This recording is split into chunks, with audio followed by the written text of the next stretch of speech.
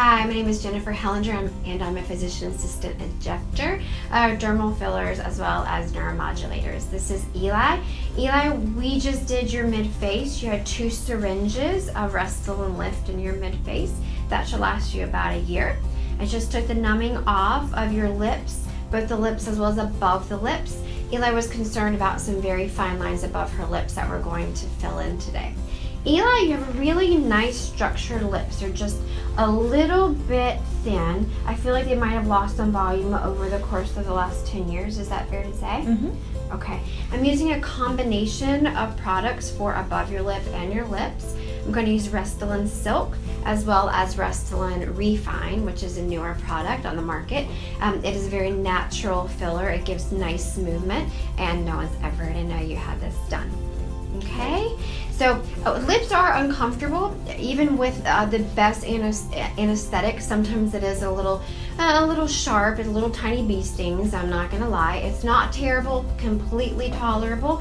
I'll go pretty fast. We'll get it done. Okay, all right. We're gonna start above the lip. Go ahead and kiss for me. All of these lines are very pronounced when a patient purses, and I'm just gonna isolate these lines. You can relax. And tiny little bee stings here and there. How are you doing? Mm-hmm. You okay? Mm-hmm. Good. You're a trooper. Right now I'm just doing the border, minimizing those fine lines around the mouth. Okay, so most of these fine lines are now really minimized. I've camouflaged them by using some filler. Again, this was Restylane Silk. She's going to have a little bit of swelling from this tomorrow. Next, in the meat of the lip, I call it the meat, the pink part of the lip, I'm going to use Restylane Refyne, and that will give her some volume. Open just a little. There you go.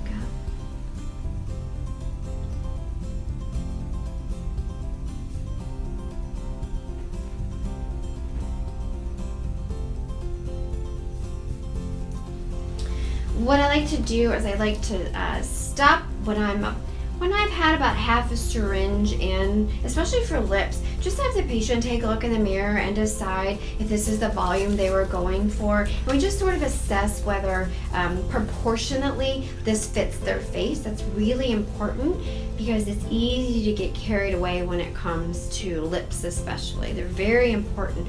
They're very, very feminizing, but there's a point where you just need to hold back.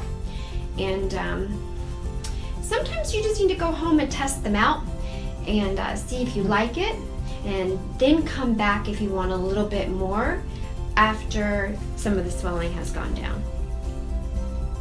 I think it is very important for the provider to always make sure that the filler is nice and even and smooth.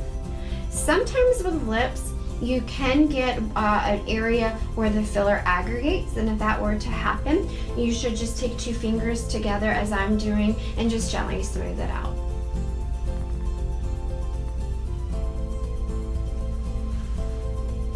Okay, Eli, let's go ahead and take a look and see if this is the volume you were looking for. What? I like that. I think that looks good. Do you I think that looks that's very natural. okay? Do you want a little bit bigger, or are you feeling like this is a good place to stop for today? I think it looks good. Like Yeah, it is. I think it's very pretty. I don't think anyone would know that you had this done. I think that's really important, especially in certain areas of the country where you really don't want anyone to know that you've had anything done. Yeah, I like that. I think it looks really natural. Great.